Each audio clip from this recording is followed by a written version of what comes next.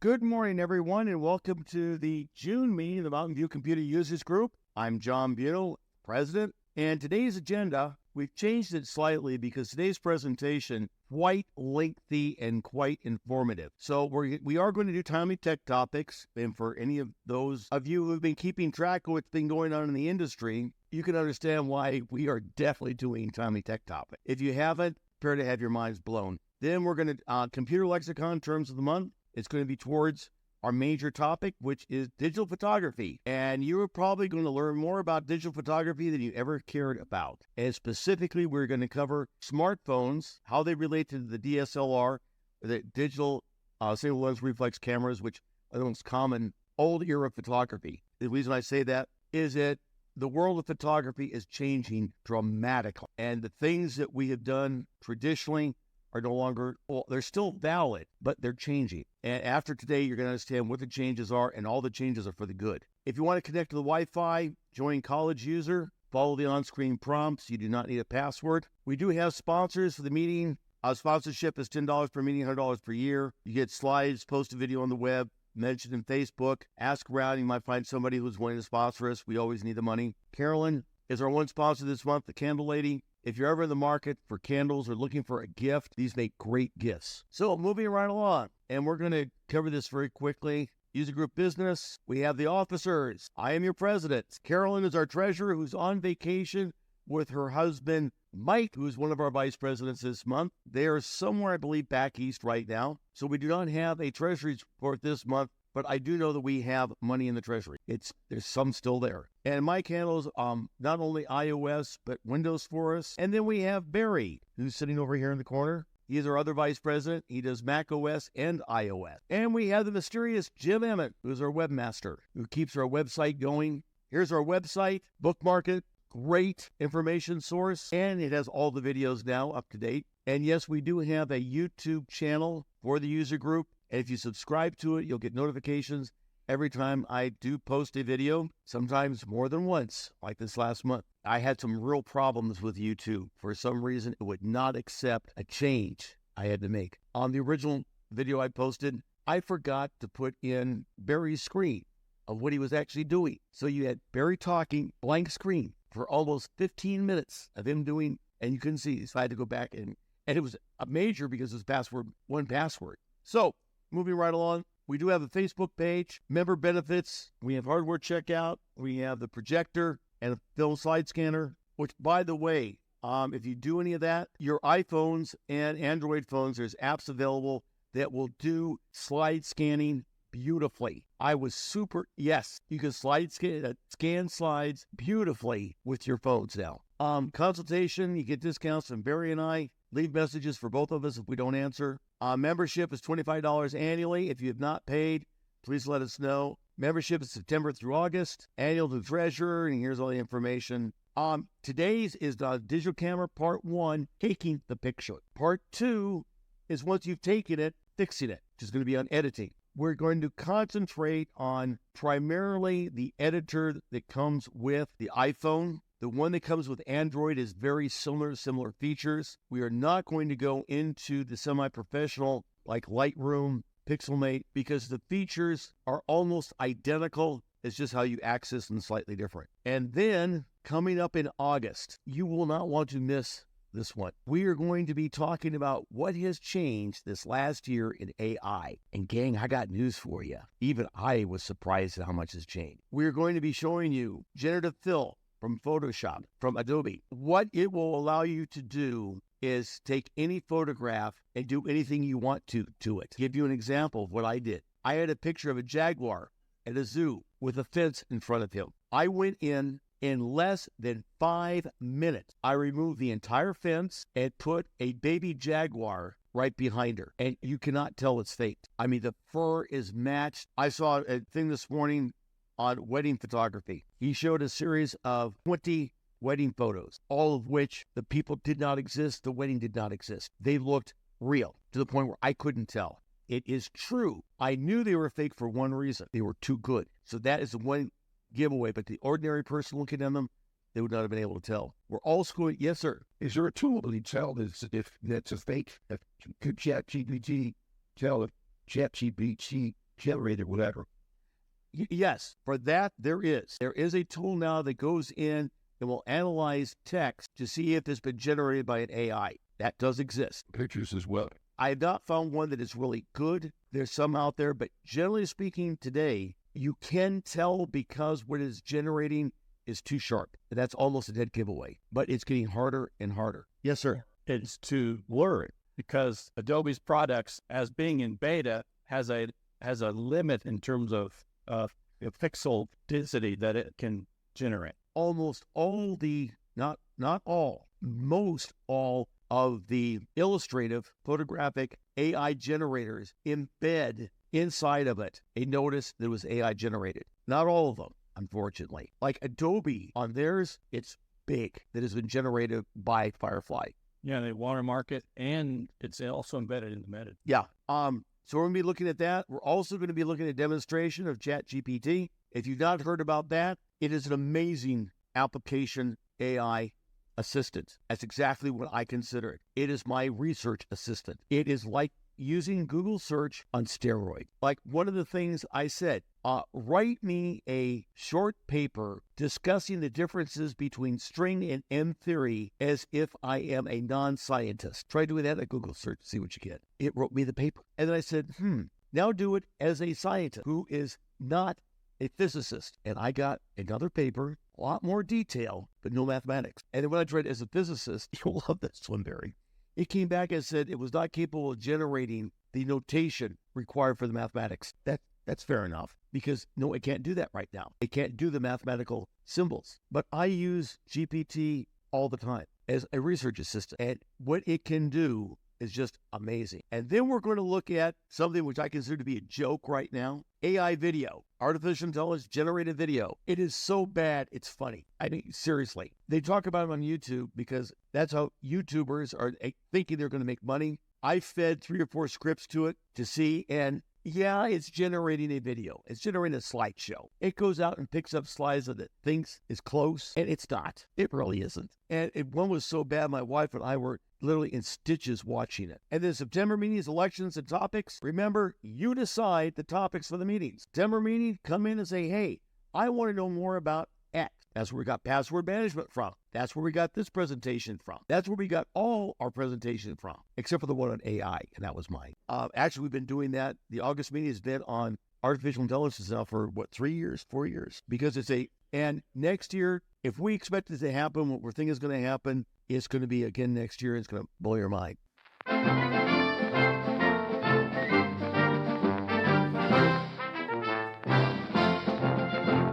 For those of you who've been living in a cave for the past week, you may not know that Apple introduced its VR headset at the Worldwide Developers Conference. They introduced a headset that does virtual reality and augmented reality. Spatial computing. You're absolutely correct. They've come up with a new term called spatial computing. They really deliberately stayed away from saying. It's called the Vision Pro. It uses a pocket battery. It's very lightweight. It is ready to be used with your iPhone and iPad applications today. Please go up on the Worldwide Developers Conference. It's on YouTube. The last 15 minutes of the presentation is all about the Vision Pro because I cannot adequately describe it. It is mind-blowing. Imagine sitting here and in front of you are screens any size that you want. You're watching a movie and you can immerse yourself in that movie completely. And everything around you is now part of that movie. You can go in, your apps are there, and all you do is use your finger to manipulate your way around the desktop, for want of a better term. It is a whole new level of computing, unlike anything else on the market. And it costs $3,500. Yes, it does. However, in 1979, how much was the Apple II Plus computer with 48K memory? $3,257, including tax. And today's money, that's over $7,000. What you are getting with this is a bargain because it is more revolutionary than either the Apple II or the Macintosh was when they were introduced. I mean, it's off the charts. And all the people who've been reviewing it, and these are people I was expecting to come back and say, hey, it's no good. It's a waste of money. It's way overpriced. All of them come back and say the exact opposite. As a matter of fact, a friend of mine was over at the house when we were watching it. And before I put it on, she says, yeah, I've heard all about it. it's way too expensive.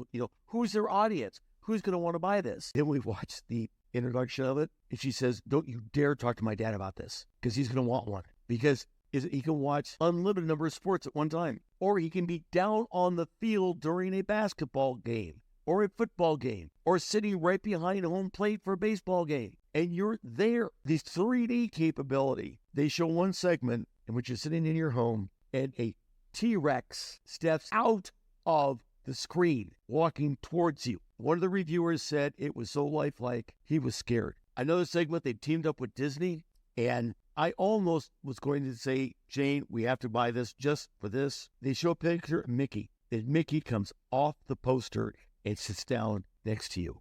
We are talking about true augmented reality. Nobody else has anything close to this. Please do yourself a favor. What else? They also announced major releases for iOS, macOS, tvOS, and watchOS. Major changes coming. We will be devoting a whole meeting to iOS at least, because one of the things that they've done, I don't know, Barry, if you caught this, but the collaboration tool, unlimited, what's that called? Continuity. No, Freeform. They put a lot of the freeform capabilities into Notes. Notes is getting some dramatic changes, especially in its way to handle PDFs. Lots of good changes coming. Major update iOS 17. Mac OS Aperture. The new one is Mac OS Sonoma. Moving right along. This was big. Apple announced they teamed up with Unity, not Epic, for the VR gaming. Now, this was a slap in the face to Epic, because Epic has been the leader in this. And then Epic sued Apple over the way Apple does the stores, because they wanted more money. It ended up in a battle. Epic came along and said, well, we're just not going to support Apple Silicon. We'll show you. Apple, when they announced their support for Unity, it was a slap in the face. Big time slap in the face, which means as far as gaming is concerned, because this headset is going to change the face of gaming. All the reviewers that I've watched have all said the same thing. Unlike the other VR sets that are out right now, this one, you feel like you're there. You honestly do when you're in the full immersion mode. Okay, any questions up to this point? If not, we'll move right along. Okay, now we're going to get in the heart of the meeting. This month's term of the month is exposure triangle. What is it? It's a term used to explain how a camera captures light to achieve the correct exposure. The exposure triangle is the heart of photography, and believe me, we're going to spend the better part of an hour getting into the details. But that's what the exposure triangle is. It defines the relationship of a camera on how it captures light. Time the light, the amount of light, and the speed of recording. There's another term, white balance. Some of you may have heard of it. White balance is a term that changes the hue of an image to make whites white. How many of you have ever taken a picture saying candlelight and notice everything is yellow? White balance is what is used to fix that, to take the yellow out. They add blue to make the whites white. If you've ever taken a picture in shade, you notice that shade, the whites are kind of blue. Well, white balance is where you go in and add yellow to make the whites white. That's white balance. That's very critical. Daylight, a white under daylight is how we define white. So 12 noon on April 24th, that is when they define for the United States what we consider white to be. They have a whiteboard, 90% reflective. They go out and measure the temperature, and that's how we define white. White balance on a camera is how you can go in and force this to happen. Most digital single lens reflex cameras, DSLRs, have that capability. And there's big arguments over whether you should use it or not. If you have a DSLR and you don't do your own photo editing, then definitely go in and learn white balance. You'll improve your photos dramatically. On your phone cameras, most of them do it automatically with excellent results, but not always. If there's a problem with white balance on your phone photographs, you have to fix it in post-production or editing. They come very close. Shade is blue, candlelight is yellow. Adding yellow to a picture makes humans look nicer. You ever wonder why candlelight dinners are so popular? Because women look much better under candlelight. The yellow. So if you ever want to warm up a picture, add a little bit of yellow in the white balance, and everybody will look better. Blue, they don't. Yellow, they do. Here's how white balance is measured. They use the Kelvin scale. White is about 5,200 degrees Kelvin. Overcast daylight's about 7,000. The northern lights, 10,000. Candlelight is down about 1,800. Your tungsten lights you had in your house, the yellow from that, which our eyes adjust. By the way, our eyes automatically do white balancing. That's why it's hard for you to realize it's happening. Yes, sir. Color corrected. LEDs are generally at 52 to 100 degrees Kelvin unless they specify otherwise. That's why you'll see on an LED their color. Daylight, in-room light, which is slightly yellow. But you'll see on the side of it what color they are. They can be manipulated. Then it's brighter and brighter and whiter and whiter. Sometimes it's soft white. Soft white is slightly yellow. It's about 4,800 degrees Kelvin. White should be 5,200 degrees Kelvin. Daylight, you see that specification on some of them says daylight. That will be 5,200 degrees Kelvin. But the LEDs, you have to look at the package to see what color it is. My daughter just recently went and bought a whole bunch of light bulbs at Lowe's, gets home and discovers they're all yellow, very distinctly yellow. And she says, but they said soft, and that's what I wanted, soft light. I said, that's yellow light there. She says, are you kidding me? I mean, she bought a pack of 24 because she wanted to get rid of the yellow of the light bulbs that were there because she can't stand it. So that's what you have to look at. Good question. Look on the package. Generally on the package, if you look real close to the fine print, it'll tell you the degrees Kelvin of the light, but not always. Westinghouse does, and GE doesn't, or it's the other way around. But look for it and you'll find out. Smartphones do white balance automatically. It does a pretty good job. It's not perfect. If you need to fix it, you have to do it in post-production. The cameras and the phones are getting better and better in this regard. A lot of the newer ones are using machine learning to fix it. So hopefully soon. Now, some common camera myths. We get into it. I'm putting this under terms of the month. Those are great pictures. What kind of camera did you use? You know, I used to hear this all the time, and I couldn't understand what people were actually asking, because the camera is not what takes the picture. It's the person who takes the picture. It took a long time for me to finally find out what they were saying is, geez, your picture is not out of focus. What kind of camera did you use so it thought out of focus? Cameras don't take pictures. Anyone can take great pictures with any camera. And I have proven this time and time again. I have award-winning pictures I've taken with point-and-shoot cameras. I use my phone now for almost all my photography, and I have award winners. It's you, and when I get done with you today, you're going to be able to do it too. The more megapixels, the better the picture. No, the more megapixels, the larger you can print. That's all that it means. So if you're into printing murals, you need a lot of megapixels. Now, it does help the more megapixels you have, the easier it is if you're doing a lot of editing and cropping. That helps. If you're not doing big prints, 48 megapixels is more than adequate. 12 megapixels for most people is fine. The better the camera, the better the pictures. Nope, not true. I've seen people with $1,000 cameras, $10,000 cameras who take crappy pictures. As a matter of fact, I was on a cruise a while back. Guy comes up to me and says, I noticed you've got a really nice camera. I just got this camera. Can you show me what I'm supposed to do with it? He had a better system than I did. He had a $7,000 camera system he had in his hands. He had no idea what to do with it because his son told him, you need to really buy a really good camera to come on this trip to Alaska. No, you can get great pictures with any camera. Factor is what you're going to do with the picture. If you're just going to view them on your TV screen, this center camera is more than adequate. If you're going to be making billboards, not so much. All cameras are pretty much the same.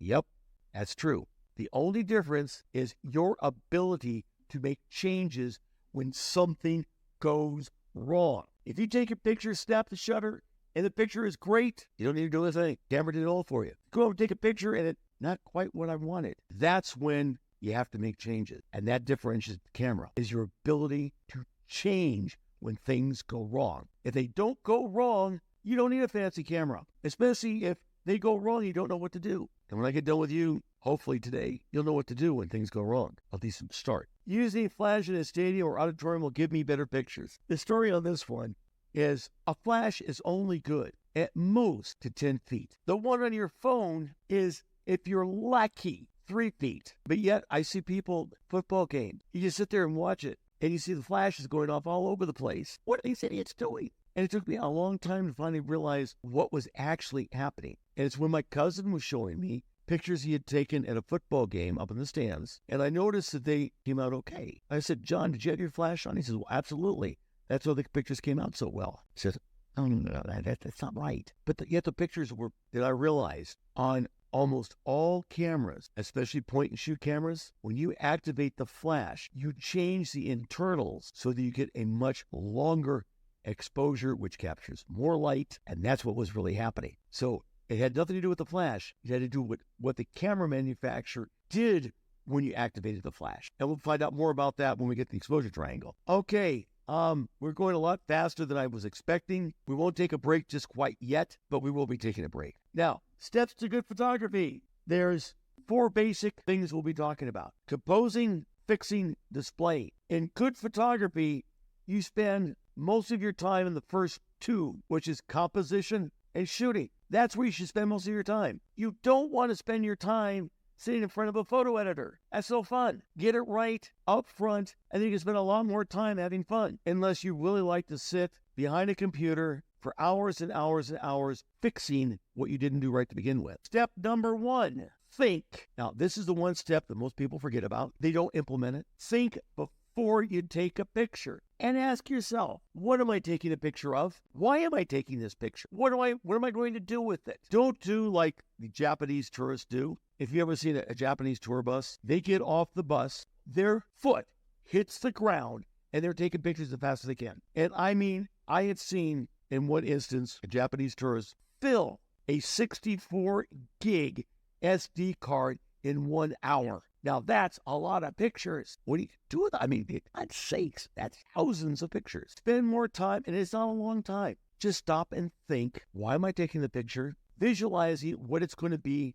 Like I told you earlier, the Jaguar. When I took that picture, I knew I was going to remove the fence. At the time, that would have been a very tedious process, but I knew that's what I wanted to do, is get rid of that chain link fence. And I knew I wanted to add something in the background because I wanted to draw the eye across the photograph. So I knew when I took the picture what I was going to do with it. Don't think the more you shoot, the better it's going to get. Now, it is true that on the iPhones, they have a burst mode and a live mode. And the live mode is really good, and we'll get to it in certain circumstances, mainly when you're trying to capture action. If you're trying to capture action, then yeah, you want to take a lot of pictures. When I used to do football photography, I would way overshoot because I was trying to get a specific moment in time. And at the time, video was not high enough quality to go in and grab the video frame. So I would shoot a lot of pictures. And that's how you see these photographers with these beautiful shots that you see from football games and baseball games.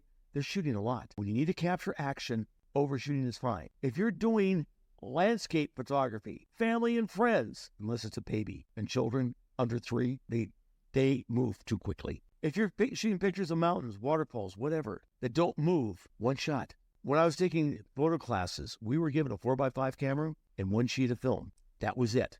And if you screwed it up, you screwed up your grade. Think about it. Visualize what you want, okay?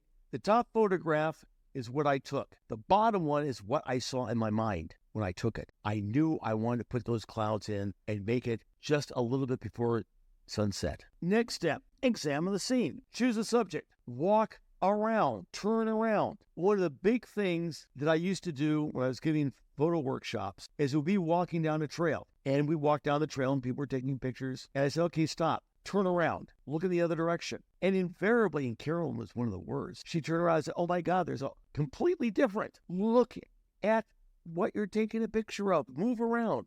Change angles. Find one that works right. Just don't snap the picture. Think about it. And this doesn't take a long time to do. I'm not saying taking hours. I'm saying take seconds. That's all that it takes. Get closer. Invariably, what happens is people don't get closer. They won't walk up to a subject. And they'll shoot a picture, and you end up with your subject being so small you can't tell what it's a picture of. If you look at a picture and you can't tell what it's a picture of, then it's a picture of nothing. Or somebody has to tell you, oh, that's a picture of my dad. Where is he? Okay. Well, he's in the car, inside the car. Really? Okay. Open up the car door. Change your angle so you can see him inside the car. If you have a zoom lens on your camera, and yes, your mobile phones have zoom lenses in the camera, some of them pretty powerful zoom lenses. Get closer, either with your feet or with the lens. And a rule of thumb, and we're going to talk a lot more about this, fill up at least 2/3 of your picture with the subject. Now, you notice the pictures I showed you that it was pretty clear what I was taking a picture of because most of the picture was filled with what I was taking a picture of. And look at the light. Where is the light coming from? Do I need to adjust the white balance? Do I have enough light? Do I have to introduce artificial light? Do I need to bring in reflectors? Do I need the subject to turn around so they're not squinting in the sunlight? How often? Oh, I skipped that one. Yes. How often has someone taken a picture of you and you're squinting or you have sunglasses on because they said, oh, well, the sun has to be to my back, so you're looking right into the sun. No, you move. If your subject is squinting, then you know you're wrong. Now, the opposite of that is true. You don't want to be photographing directly into the sun because you won't get anything. So what do? Is you move around and find a better place to shoot. Now, let's take a look at some example. The top one is a mess. I mean, I can't tell you what the subject of that is, other than possibly a crowded beach. But look at the bottom one. By the way, the second photo was taken that same beach at the same time. I just moved about 20 feet and used my zoom lens. So the picture was there. The bottom one is kind of a cute picture. The subsequent, I got closer. Now, the final picture that I took was one at the bottom right of the couple. That's a nice shot. The others aren't too bad. The one in the middle is one of my favorites. But I got closer. I filled up the frame. Here's another example. The top one is okay. The bottom one is a nice portrait. And all you had to do is get closer. In this case, I actually walked closer. I got about 3 feet away from my wife. But you see how I filled the frame? Get closer. In this case, I couldn't use my feet because they were out in water. Now, I wasn't about to get wet with my camera. I used my zoom lens. The bottom photo, he is off to the far left. You can just barely see it at the edge of the photo. And I just zoomed in and got a better shot because he was actually doing something. Now, composition. We're going to, for the next 10, 15 minutes, talk about the least understood topic in photography, the one that most people ignore. And what I'm going to do is that you're going to understand how to properly compose an image. First off, what is composition? It's a placement elements of a picture so as to be pleasing. That's what we're going to do. So when you take a shot, the artist is the one who has, in art, the artist is the one who has total control and determines how it's going to be. Unfortunately, in photography, we don't have that freedom. We arrange things to be pleasing, the best of our ability. The photographer is the one who just captures the elements. We can't, an artist can manipulate his scene on canvas. Photographers don't have that much luxury. I can't move a tree to where I want it to be. I can't put a cloud exactly where I want it as changing, but it's getting to the point where photography and art aren't overlapping each other. We have limited control over the final product. The more you change a photograph, the more you go from photography, which is a capture of true life, to art, which is a capture of want to be life. And the photography term is the way it is, the way it should be. Here's some examples. The top one is real. The bottom one is imagined. That's the difference. I did the top one, yes, sir. Back when I did that one, about 30 minutes total. Today, if I were to do that, 5 minutes maybe or less. Oh, heavens, yes. Heavens, yes. The bottom one, the biggest problem with the bottom one is getting that shadow. Notice the shadow is, even though the grass has changed. I did this as for a realtor to show what the house should look like that they're trying to sell. They put some effort behind it. Oh, I'm going to take it away. That was 30 seconds. I had a brick pathway. I just grabbed that, put it in, and transformed it. Rules of composition. Rule number 1, don't center a subject, okay?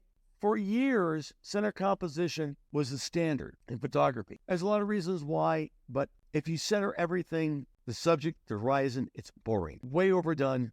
And then right about the 60s, the world of photography started adopting something from the world of art, which is the rule of thirds. And what we do is move over slightly off center. You have a much more pleasing photograph. And all I did was apply the rule of thirds and got the skyline from competing with the subject. Now when you take a look at it, you're not asking yourself, well, is this a picture of the skyline and my wife and daughter just happen to be in the picture?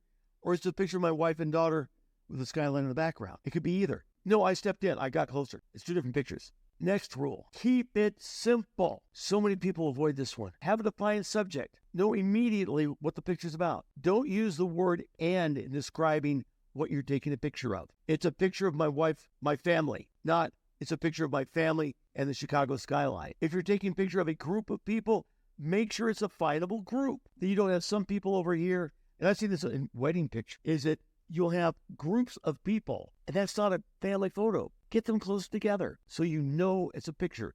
Like one picture I saw of a family photo from a wedding, it looked like it was shot during the reception because people's heads were turned, people were talking to one another. No.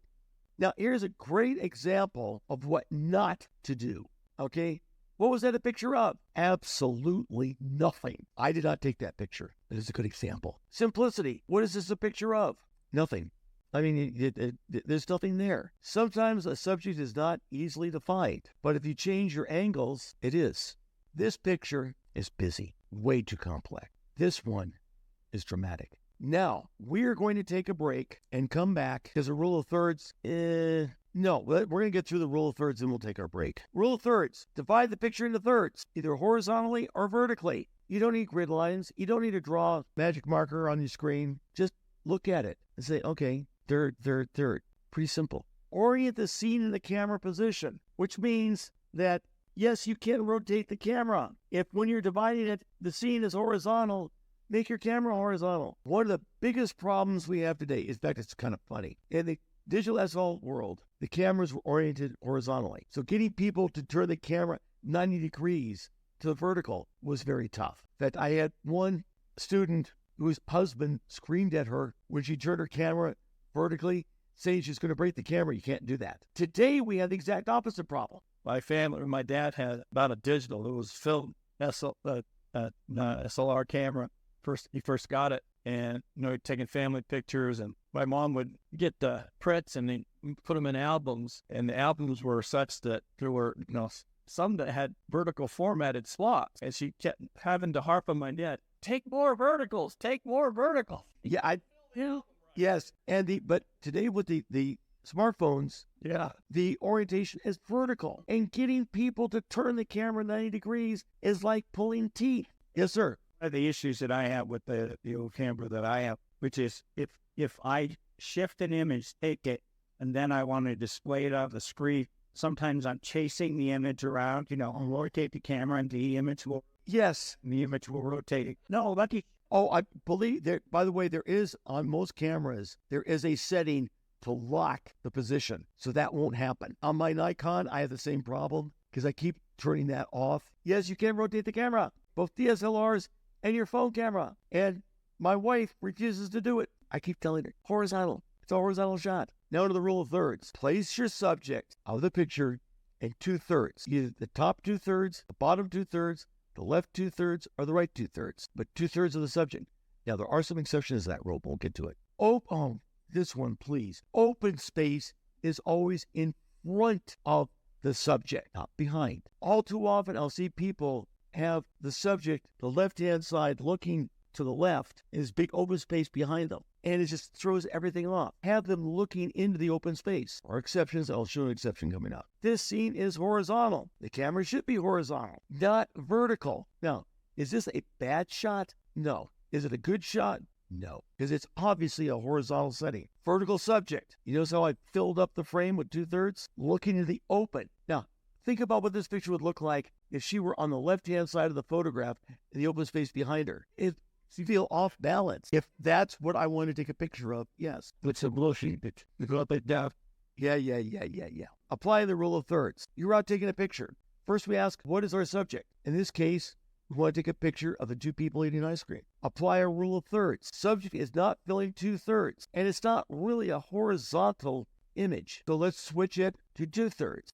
Vertical. Subject is still not filling 2/3, but closer to a vertical orientation. What is the solution? Moving closer, use a camera zoom feature to fill more of the frame. And that's what we end up with. Now, when you look at that picture, is there any doubt in your mind that the subject is the people eating ice cream and it's filling up 2/3 of the scene? And there's the before and after. Now, a vertical composition does not necessarily mean a vertical picture because we're filling up 2/3 of it. Understand that. Let's take a look at another example. What is the subject? Subject, my daughter. Is it a horizontal composition? Nope. Subject's not filling up 2/3. Vertical?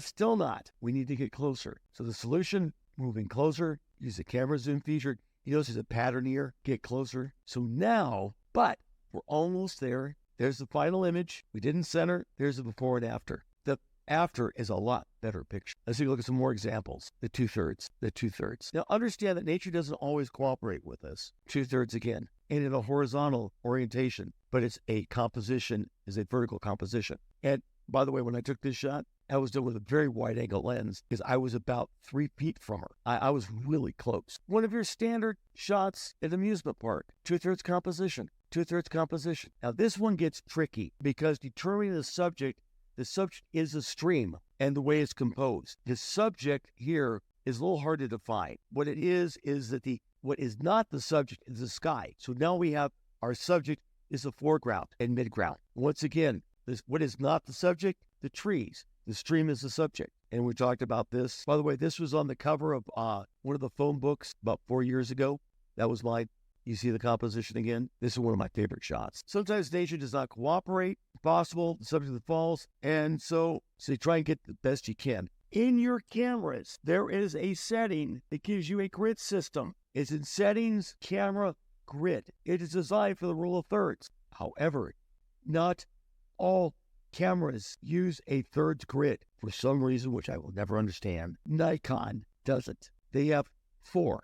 Instead of thirds, it's a quadrant. A rule of thirds is flexible. You can't always, but get as close as you can. Now, this one, I broke the rule on purpose. I have her looking out of the picture because I wanted the background. So the background is the actual subject, not her. And I had that slide out of order on the phone grid. I need to fix that. Found the camera settings. Now, I don't know if you can see it because the lines are faint, but the picture where it says grid, there are actual lines there. I tried all kinds. I tried a black background, and no matter what I did, I couldn't get the lines to come out any darker, but they're there.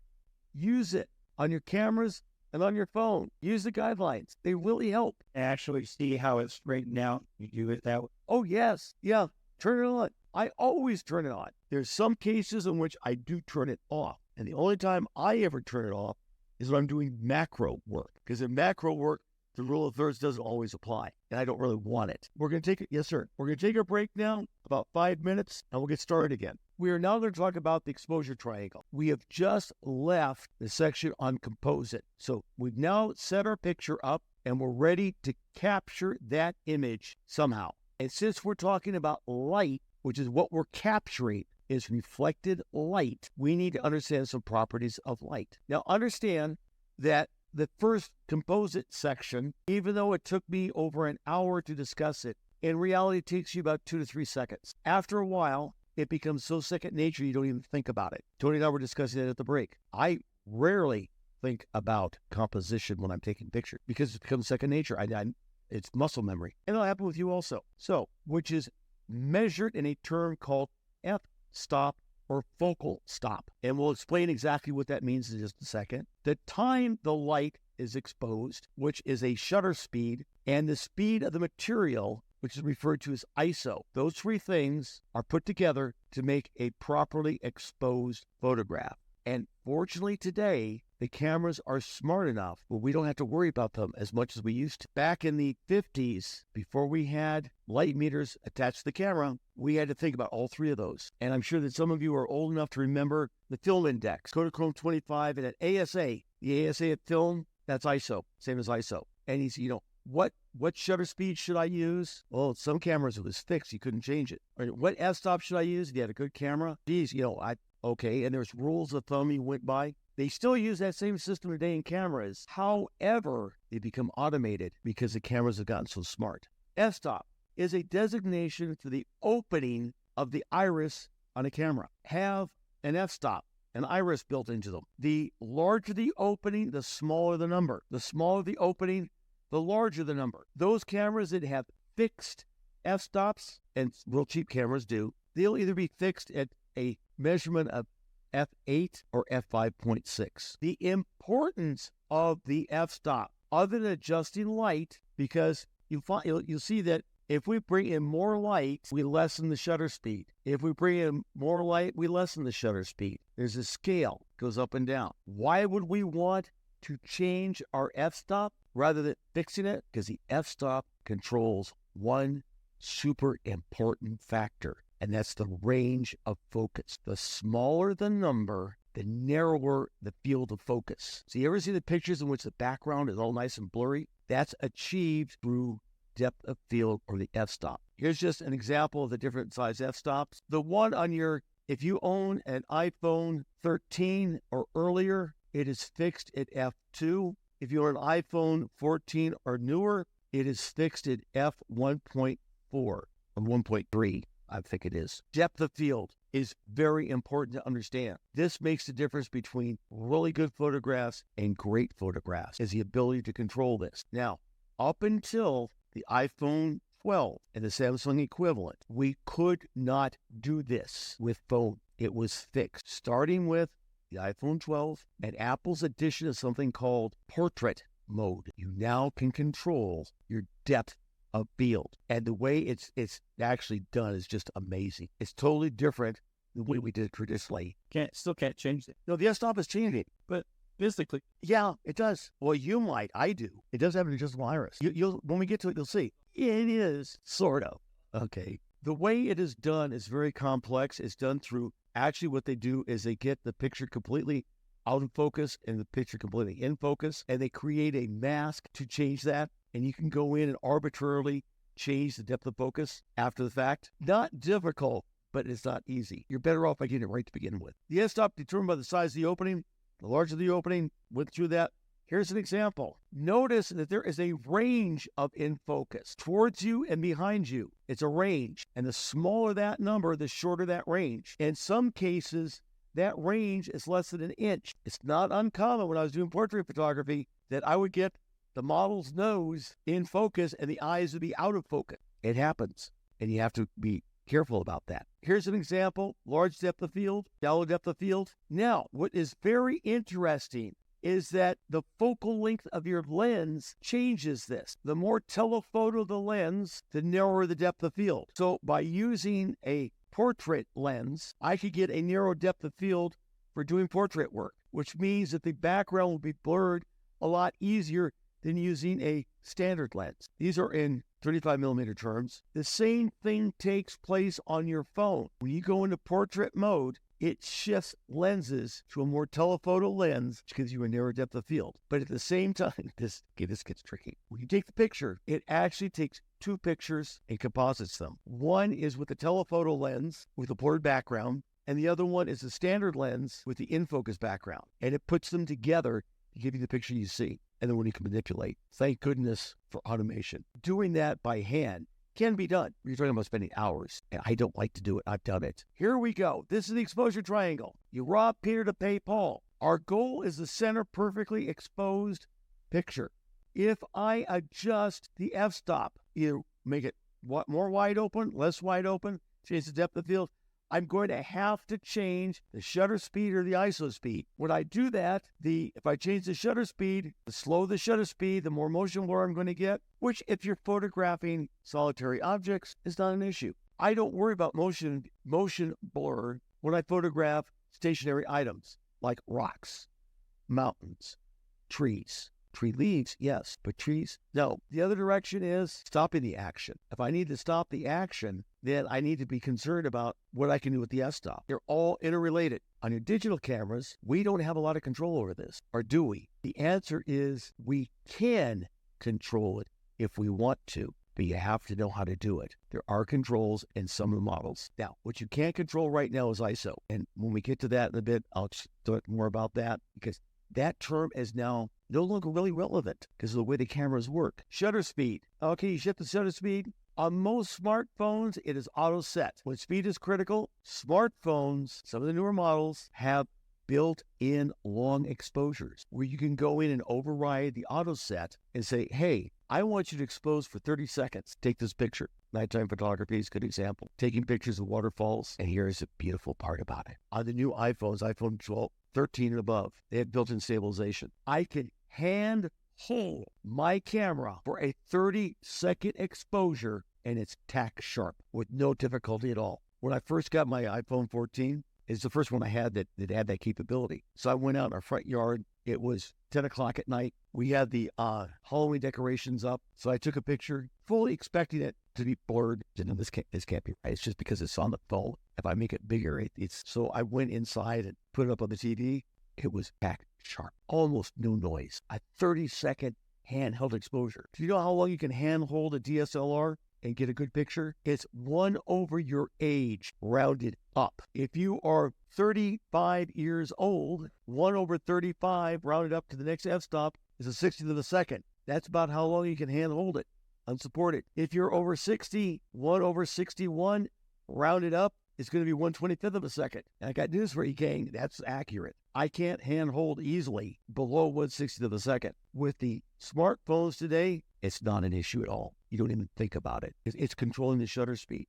Now, the disadvantage of this is there's no action setting. That's where the burst mode comes in. If you put it in the live mode or the burst mode, it takes a series of pictures and it'll stop the action for you. So shutter speed is also a term that is almost no longer relevant in smartphone cameras. It's still used, but we as a user aren't concerned about it. There's ways of doing it differently that gives you the same result. Because exposure, the new exposure meters in the phones are phenomenal. Rarely do you get a bad exposed image. Now, can you still, if you're a very high contrast scene, it doesn't handle high contrast well. Low light, it does. High contrast, it doesn't. See what you're rooting to is the camera's doing this, and automatically it's so. That's exactly what's going on. It's doing the same thing I'm talking about, the perfectly exposed picture, but it's doing it without needing your intervention. So we're thinking these, you guys putting it together. So In some circumstances, yes. The long exposure,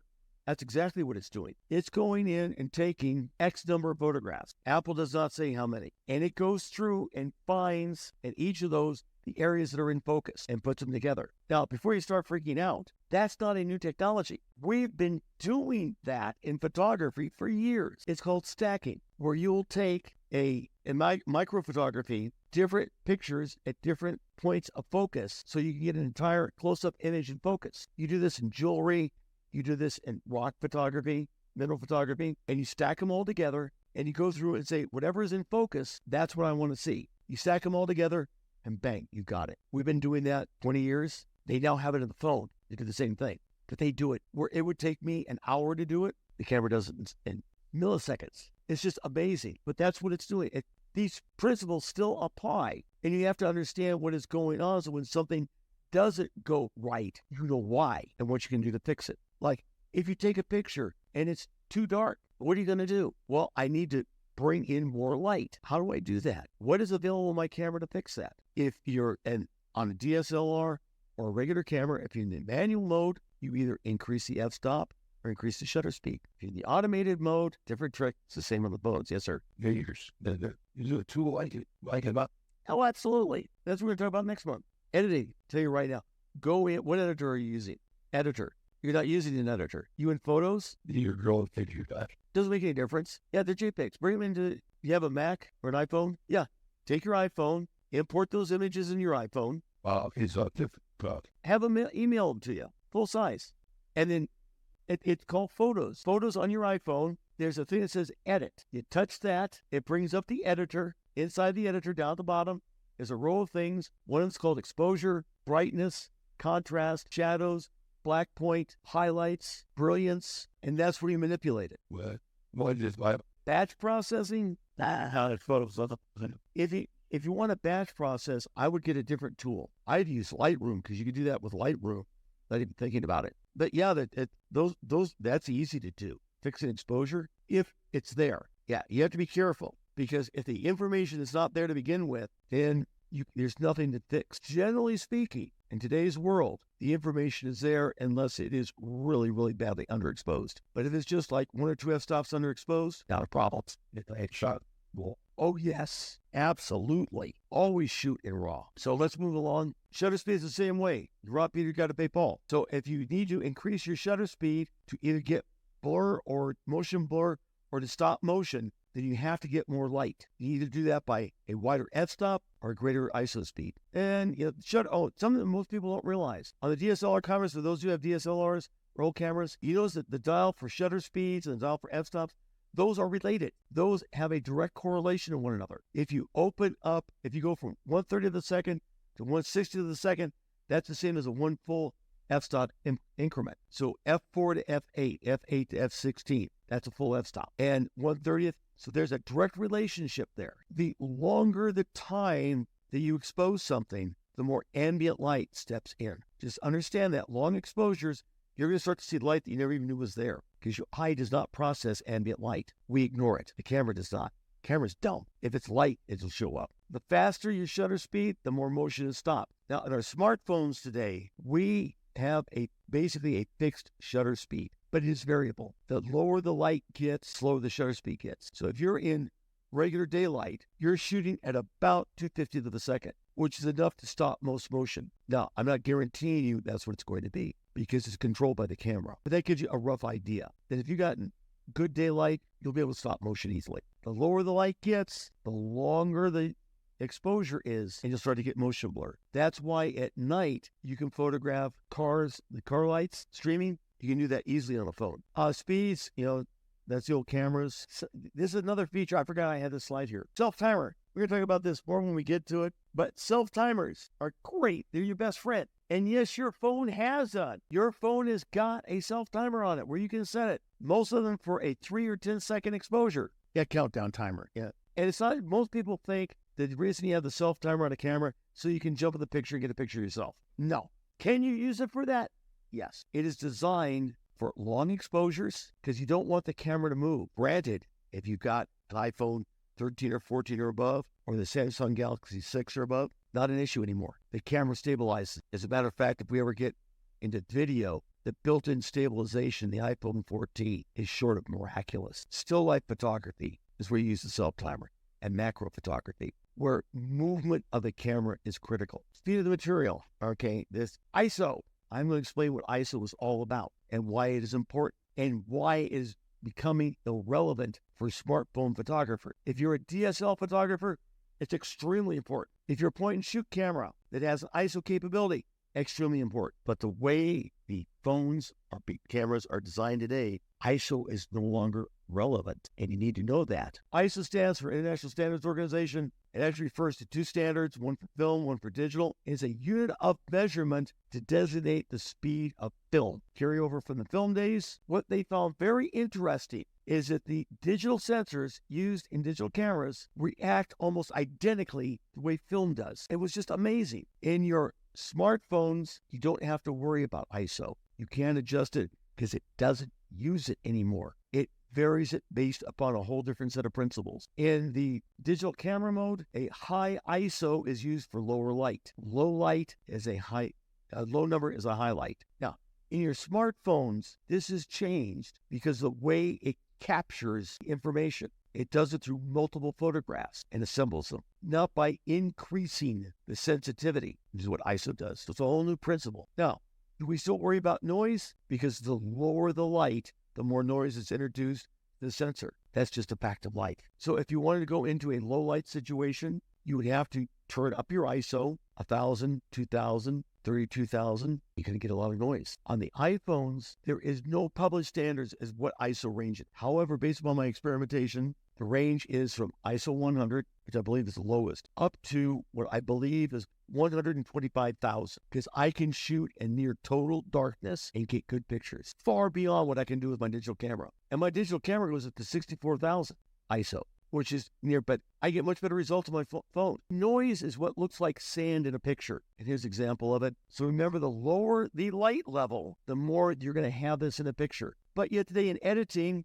we now have programs that use artificial intelligence to remove noise. As a matter of fact, for those of you who've been around the photographic world, there is a program out now. You ever take a picture and it's blurred? Couldn't do anything with it? Got news for you. There are programs now that can de-blur a photograph and give you back a beautiful image. To show you, I did a photo shoot here recently, totally forgot that I had my lens locked, which means that while through the viewfinder, the images looked like they were in focus, it was not autofocusing, and I thought it was. So all my pictures of family portraiture were out of focus, seriously out of focus. I went and got Topaz sharpener, AI sharpener, because I really didn't want to refund the money to the people. Ran it through, and guess what? All but one picture came out perfect. As a matter of fact, better than when I had started. It was amazing. And that one picture, for some reason, it just couldn't handle that one picture.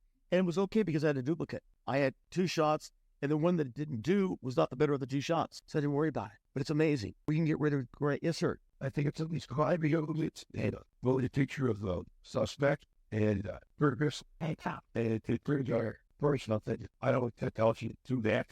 It depends upon how old the show is. If that was being shown in the past 2 years, yes, they can. If it's more than 2 years, no, they couldn't. It's all for entertainment. August, we'll talk about that, exactly how it's done, because it is amazing. Now, is it 100% accurate? No. Is it 98% accurate? Yes. Is it enough to read a blurred license plate off of a car that's been enlarged 1,000 times? Yes, that's real. They actually have that capability now. Can they do facial recognition of you walking through the airport, JFK, and pick up one person? Yes, that's real. It can be done. So in fact, they've been able to do that for quite a few years. Can they go in and take a completely blurred out image and reconstruct it? Not yet. There are limits. If the show you're watching is less than 2 years old, what you're seeing is real or very close to real.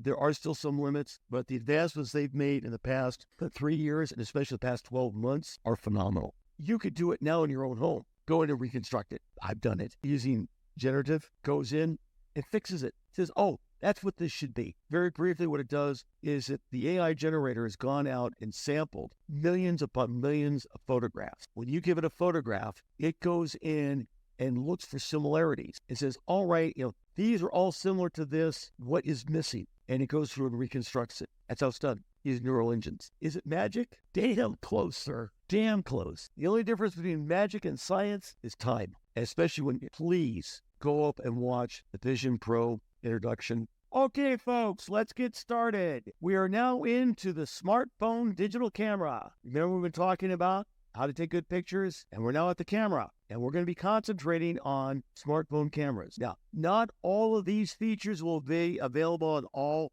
phones. Most of them will, and where it is questionable, I will let you know. Okay, I'll be using the iPhone 14. Both have similar features. Okay, let's start off with the anatomy of the camera. The button down there, that word that says photo, that represents a still camera. That button is your shutter. Tap on that to take a picture. Next to it is one labeled video. That is for your video camera. And I might add that you have built in right now one of the most phenomenal video cameras you can. The video camera alone on the iPhone 14 is worth every penny of it if you try to go out and buy a video camera the same capabilities. It's amazing. And just as an aside, one of the things that Vision Pro has that nobody has picked up on yet is it's got a built-in 3D camera. Those alone cost well over $6,000 to get. And it's got it built in where you can go and do 3D pictures of your daughter's birthday, of your anniversary. It's in the Spatial Vision Pro, the headset. A new product.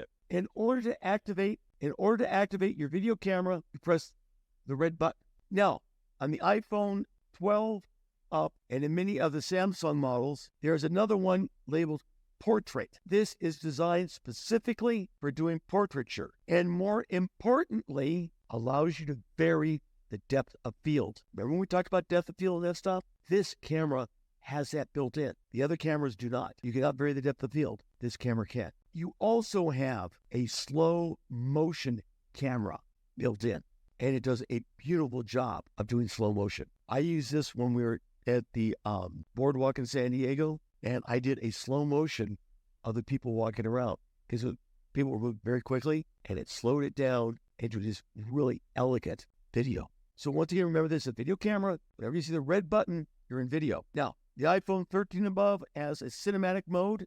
This is amazing. What this allows you to do is in a video, vary the depth of field and focal point by touching. Now, to get this capability normally requires extremely expensive equipment, and it's difficult to do. That's why most amateur cinematographers didn't do it. But now we have the capability of, in the video, if I just touch an area, it'll shift the focus to that. So I can move back. You see them in movies where the focus changes between the near subject and the back subject, where two different people, they're talking. As it shifts, you can do that with this. That's all the cinematic mode. Yes, sir. There is some AI facial recognition built into that. It'll do it. If it actually detect it, see a face, and someone starts talking that's in the background, it's supposed to be able to sense that and change on it. Does and you can just set it up. Okay. I was talking about manually overriding that. But let's say I set it up and Barry and I were talking, is that when Barry would start to talk, it would shift to him.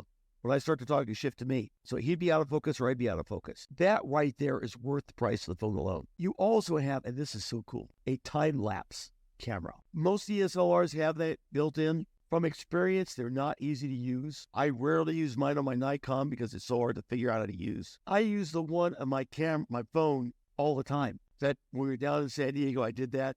I set it up. I have a little tripod, set it up, and got a 30-minute sunset. They compressed into about, I think it was about a minute, maybe, and beautiful time lapse. This feature is probably the single most underused feature on the phone that is the best feature you've got. Panel mode should be called wide angle lens mode. Let's say that you're at the beach and you want to get, you see the picture down there? That whole scene in. There is not a camera on the market that I can afford, a lens on the market I can afford to have gotten that picture. But yet all I did was hit the panel button and there's a little line that comes up. You can see that line. And I just run my camera, like keeping that arrow on that line, and then it stitches them all together and gives me that final result. You can use this for you can even do a 360, and I've done that. It will not stitch together. Thought it would stop at 270 degrees. I thought it had a limit. No, at least not on mine. I've got all the way around to about 300 degrees. But this gives you an unlimited wide-angle lens. You're no longer restricted the camera's zoom capability. You could go in and capture.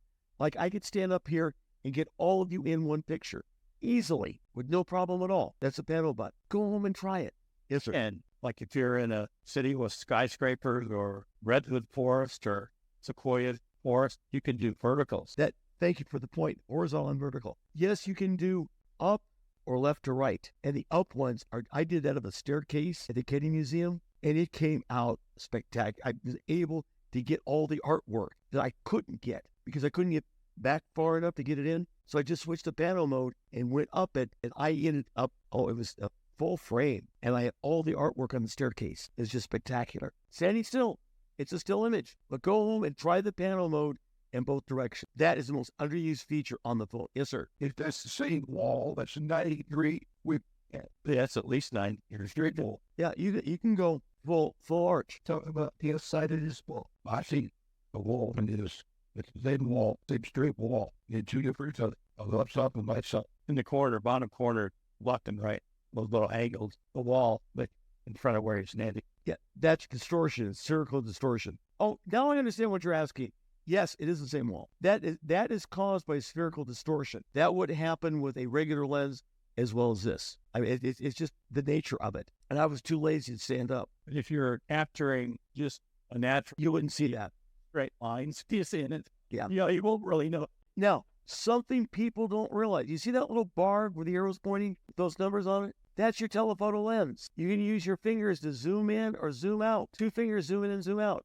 Those numbers will change. Going everywhere, 0.5 is wide angle, 3 is telephoto, in and out. Yes, you can change it on most cameras. You notice that there is that little flower that sometimes will show up. Not always. You have to be in close enough for it to activate. And that's the macro mode. If your camera has a macro mode, that will show up, which means now you can get real close to within. Yeah, that's exactly what I was going to say. Within an inch. And you can get some spectacular close-ups. You have to touch it to turn it on in the macro mode, and which means you got to get real close to get it back in focus. But that's built in 12 and up, if I remember correctly. Yeah, because I had. Here's the numbers. 0.5 is wide angle. 1 is, quote, normal, whatever that is. 2 is slight telephoto. 3 is full telephoto. And you have a range in between all of them. As you change it, the range will change. Here shows that this is wide angle. Here's getting closer. No, that was wide angle. That's closer. That's even closer. And that's even closer. And I wasn't moving. I don't know why that first one didn't show 0.5, because I didn't move. The one that's largest is usually the one that's using, but it doesn't change. Heads up on the screen. You notice the 1 time is the one that's highlighted on all of them. Why did it? I don't know, because I just ran it up and it didn't move that. Any battery. 1 charge lasts me all day. If I'm doing a lot of video, I may have to recharge it a second time during the day. There's almost no battery drain at all, unless you're doing video. If I'm doing 4K video in cinematic mode, I will get a battery drain at 60 frames per second. Use videos.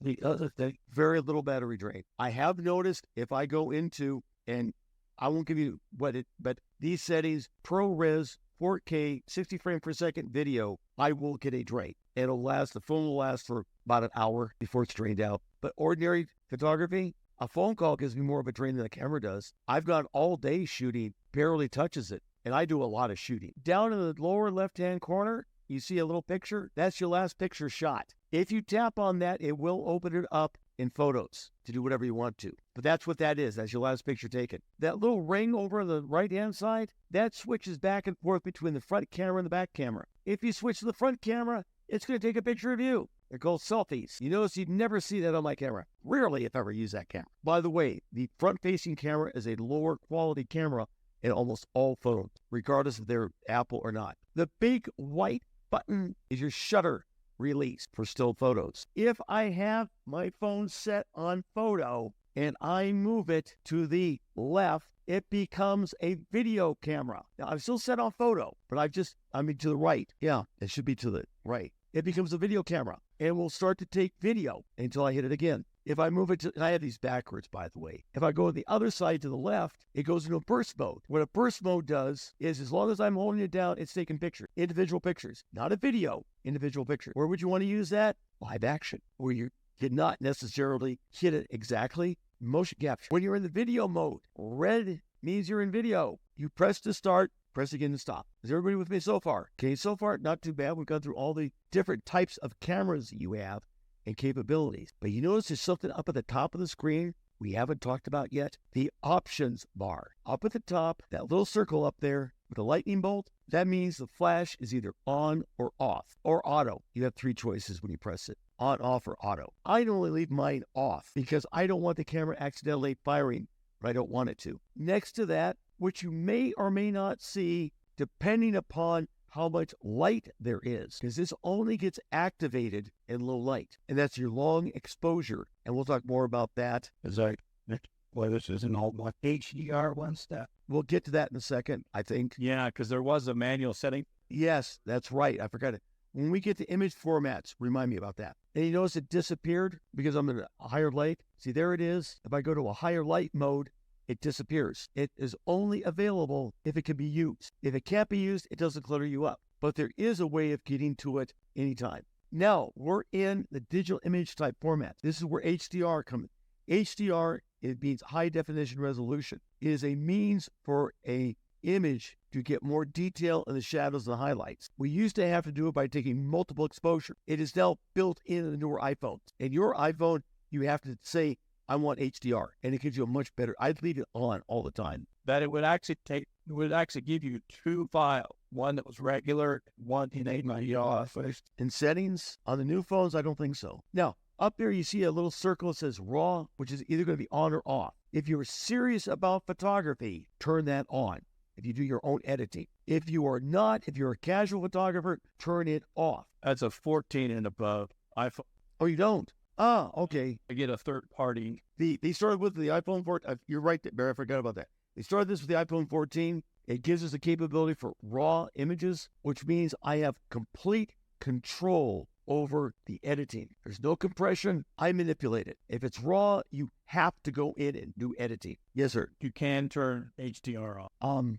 I'd leave it on. If you have raw, and by the way, all of your cameras are going to have some type of digital type setting in settings. There are other formats. Many of you won't have this. Some of you will. The term high efficiency and most compatible. High efficiency is the new JPEG format, HEIC. If you have that, it's excellent. If you don't want to do editing. Most compatible is the old JPEG format. You get better quality pictures in the new one. Smaller file size.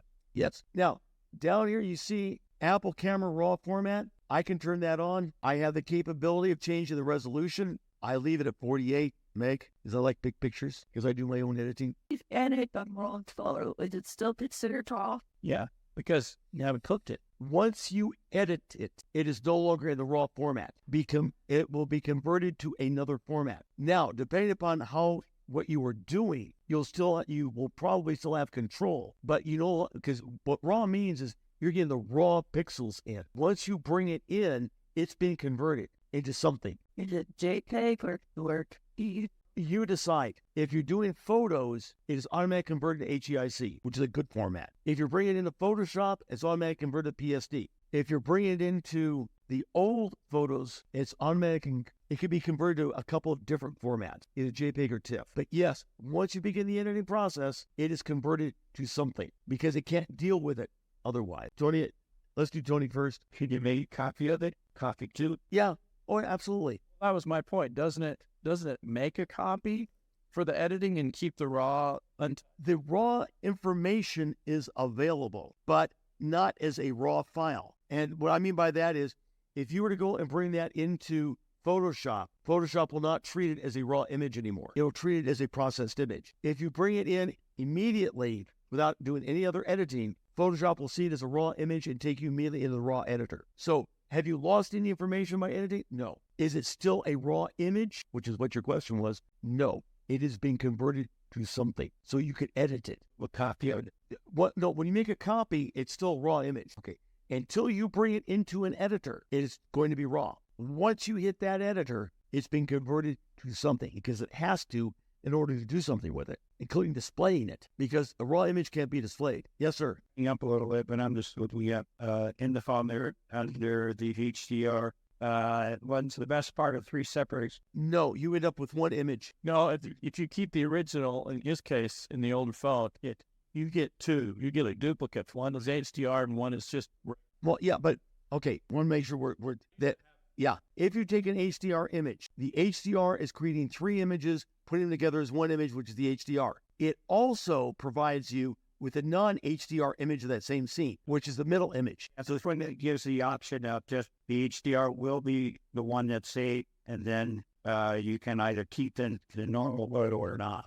Yeah. But I would strongly suggest you do HDR all the time. You no longer have that same...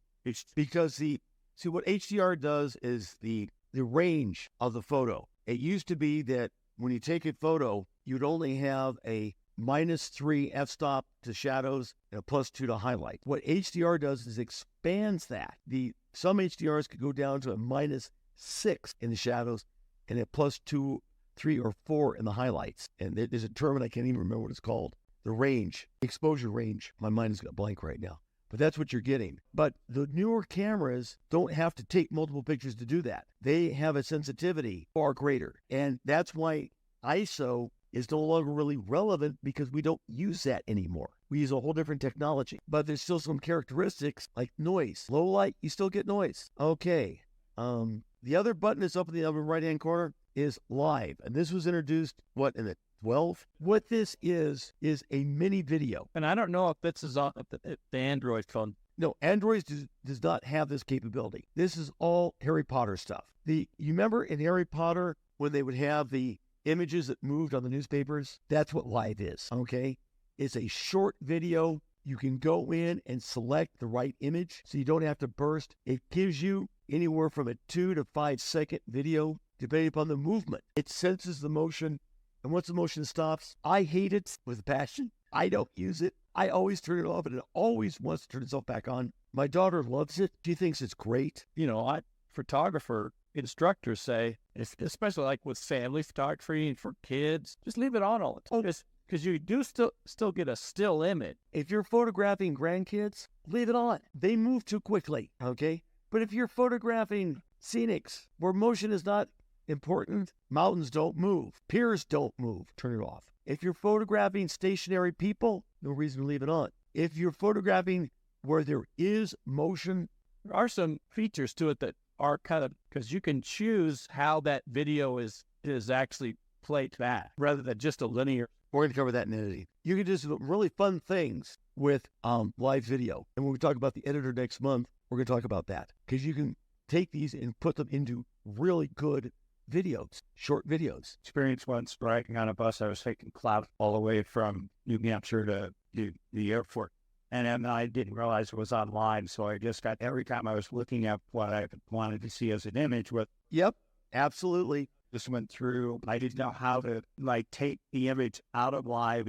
In the editor, you go into photos and it's very easy. Very, very easy to do. And we'll show you that next month. Okay, here are the formats. JPEG, general purpose, fast shooting. If you're in a burst mode on any camera, use JPEG, or you'll be using JPEG. If you go into burst mode on the iPhone, it will switch you off of RAW to JPEG, because RAW takes too much processing power. Always, until you go into your editor, use the highest resolution available to you in JPEG. Some cameras allow you to change the resolution of the JPEG image. You don't want to do that. You want to keep it as high as possible so that if you need to edit, you've got the material there to edit. RAW, if you're serious about photography and editing, switch to RAW, because you have so much more control. Okay, now what we're going to get to, and I've got 30 minutes to do this in, the options, I think I can make it. the options bar drop-down menu. It's that little triangle up at the top. You click on that, and it opens up a whole new bar at the bottom of the screen. Now, the first one you see is a familiar one, flash on and off. So we have now 2 places we can do that. Live motion on and off. Okay,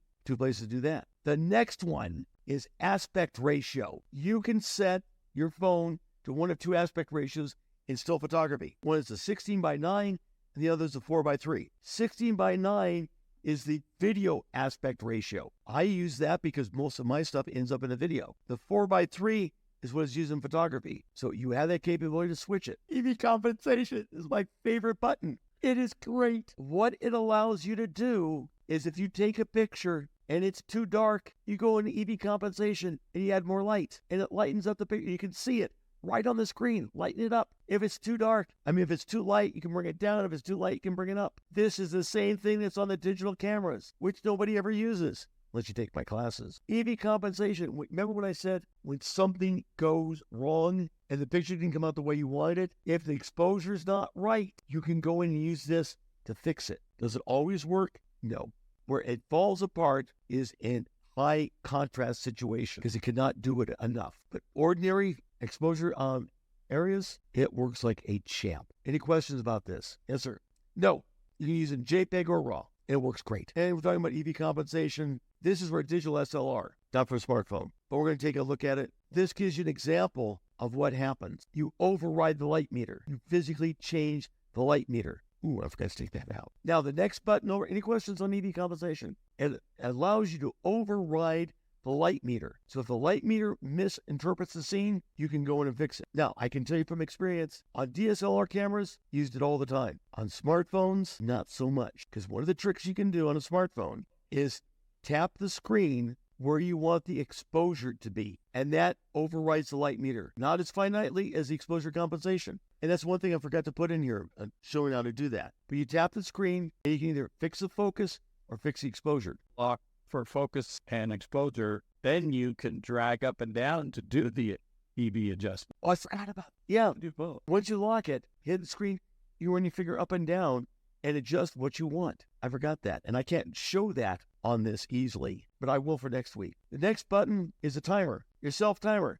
You have 3 options: off, 3 seconds, 10 seconds. So you have a built-in self-timer. I normally like to use 10 seconds. That way I'm not rushed. 3 seconds I find is just a little too short if I want to get in the image. 10 seconds I can normally hobble into the image in 10 seconds. Creative styles. I am showing you this button to let you know it is there. My recommendation is you don't use it. If you want to do this, do it in post-production, not in the camera. Because once you do it in the camera, you've lost the information. So if you change your mind. But these are all the creative styles available to you under that option. And they change how, and this is how you get black and white. If you want to shoot in black and white, rather than doing black and white in post-production, it's right there. And do some beautiful black and white. You have to have a separate app. Well, no, you can do it in photos. Well, yeah, to shoot. Yeah. I had a camera app years ago that was dedicated. Yeah, now it's built in. The last button down there is RAW. 3 guesses what that does. If you have it, you do it. On and off. You can do it right there in the options bar. It's the same as the button up on the top of the screen. Now we're going to go into portrait mode. This is a spectacular mode. Notice, what do we have in the upper right-hand corner here? Okay, remember when we talked about f-stops? In portrait mode, it's there. Portrait mode is a semi-professional mode. It is for the advanced amateur that wants more control. I have a number of different lighting styles available to me. I can control the lighting by clicking on that little button, and these are all the lighting styles I have available to me. And do I use these? You better believe it. Unlike the creative styles, this way I don't have to drag around lights with me for doing portraiture. I can adjust it right when I'm taking the picture. No, I can go in post-production and change it. Unlike the creative styles. Unlike creative styles, you can't change. In the portrait mode, I can go in and change it after the fact, which is beautiful.